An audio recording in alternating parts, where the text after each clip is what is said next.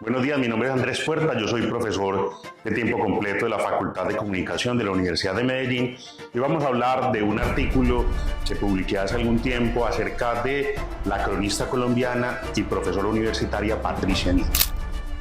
Bienvenidos a DivulgaFest. Hoy hablaremos de cómo la crónica, más allá de ser un género periodístico, se convierte en un camino para construir memoria histórica de conflicto armado en Colombia. Para entenderlo, entrevistamos al profesor Andrés Puerta, autor del artículo La crónica como memoria del conflicto armado colombiano, quien investigó cómo las obras de Patricia Nieto dignifican la voz de las víctimas.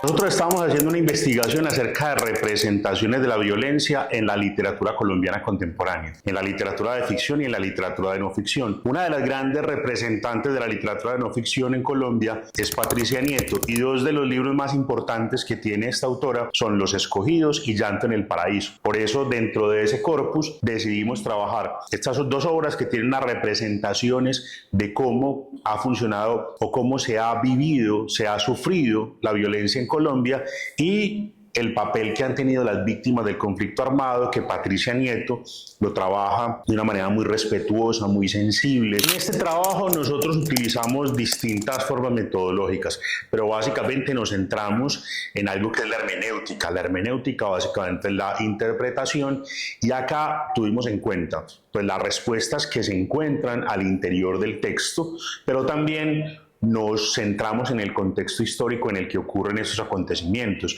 Digamos que Patricia Nieto escribe en uno de los momentos más álgidos del conflicto armado colombiano, ese enfrentamiento entre la guerrilla, los paramilitares y el ejército, que tiene unas consecuencias nefastas en las cifras de violencia en el país, pero también nos acercamos a la biografía de Patricia Nieto y cómo ella concibe el género de la crónica, porque ella es una persona que incluso en varias entrevistas que consultamos para este artículo, pues dice que uno como cronista tiene que mojarse los zapatos cuando pasa por un charco. Bueno, ahí digamos que efectivamente hay una carga que es bastante fuerte para uno como investigador, porque es enfrentarse a unos testimonios y a unos relatos que son bastante dolorosos, que son cercanos a nosotros, porque pues uno conoce estos espacios, ha ido a estos espacios, conoce a algunas personas que han sido víctimas del conflicto armado, o incluso en algunas ocasiones uno también ha vivido en carne propia este tipo de situaciones. Entonces recordarlas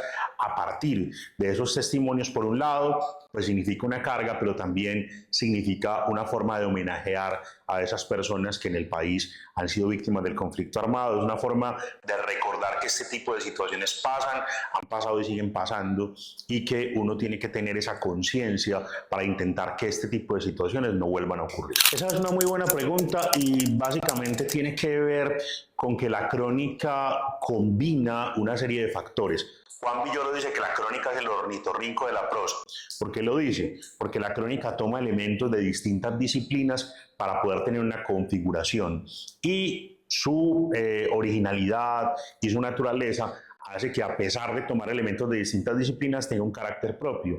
Entonces, por ejemplo, la crónica toma ciertas herramientas de las ciencias sociales, toma ciertas herramientas de la investigación, toma ciertas herramientas de la literatura para representar de una forma estética lo que está contando. La crónica se convierte en una manera de recuperar información, pero también presentarla de una forma que es atractiva y agradable para que incluso muchas más personas puedan acercarse a ella. Bueno, digamos que esas maneras de representar la realidad le dan como un mayor significado.